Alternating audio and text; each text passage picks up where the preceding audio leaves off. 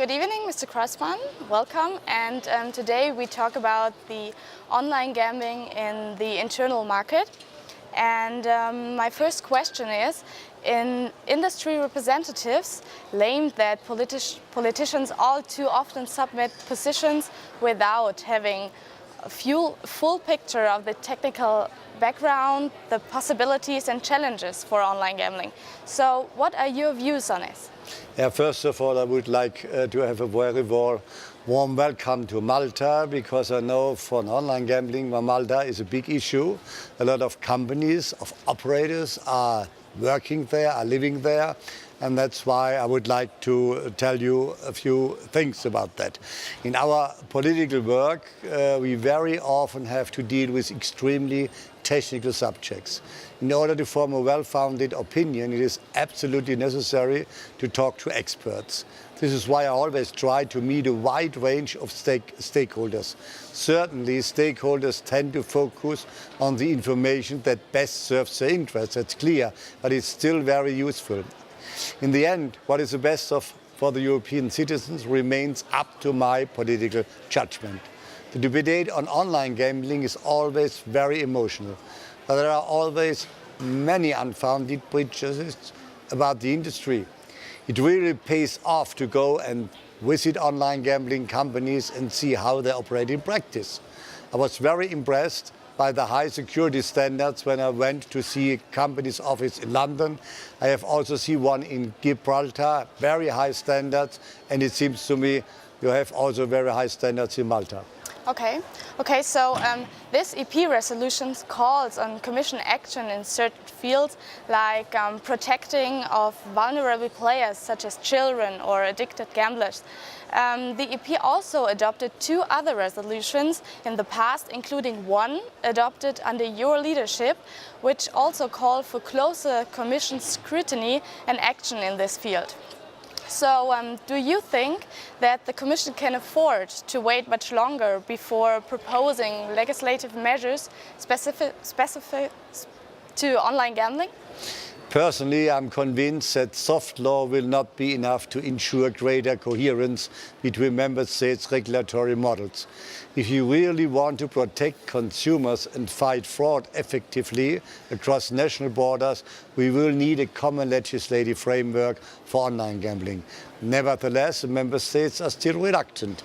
Especially those who seek to protect their state monopolies are afraid that European legislation on gambling will be a first step towards liberalization.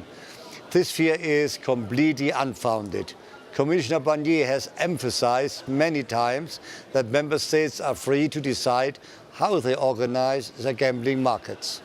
They have nothing to fear from the EU as long as they stick to some basic rules. This means their gambling legislation must keep to the EU treaty principles of consistency, transparency and equal treatment. At least the Commission has announced to assess if additional legislative measures need to be taken after 2 years. I'm hopeful that the Commission will come to the conclusion then that we will need to go one step further. Okay, thank you. So the EP resolution seems to balance between possibly radically protectionist views on the one hand and more liberal views on the other hand, as expressed at committee level. Can we say the final outcome reflects the dilution of extremes into a generally acceptable but overall not incisive text? Yes. The debate in the Parliament was again very polarized and influenced by different national cultures and traditions. Both the state monopolies and the private online gambling providers have extremely strong lobbies in Brussels, and they know exactly who to talk to in order to get their messages across. The discussions were a bit more difficult because of a different political constellation in the committee. As you may know, the rapporteur Ashley Fox is a British Conservative who also represents Gibraltar, the home of many private online gambling companies who benefit from low tax rates there. Consequently, he would support a far-reaching liberalization of online gambling in the internal market. On the other extreme, we had the shadow rapporteurs of the two major political groups, largely supported by the Greens and the Communists. Mrs. Pietikäinen from the EP basically defended the Finnish gambling monopoly, and Mrs. Schaldemose from the S&D stayed true to the restrictive line from their own report from 2009. As a shadow rapporteur of the ALDE group, I found myself in an intermediate position. It wasn't easy to reconcile the divergent positions of a great left-wing coalition on the one hand and a market liberal rapporteur on the other hand.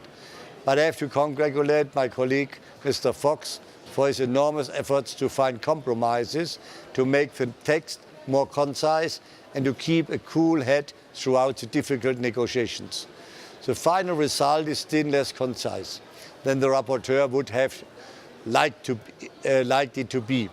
The report is also less balanced than my own report, the so-called Creutzmann report 2 years ago. You can see it quite clearly when you just have a look in the distribution of the space. But the section on consumer protection and the fight against illegal operators is 3.5 pages long. The section on compliance with EU law takes only 1 page. Nevertheless, the report includes many good ideas, and I believe that the result is as good as it gets under those difficult conditions. Okay, thank you very much for the interview. Thank you. You're welcome. Bye-bye.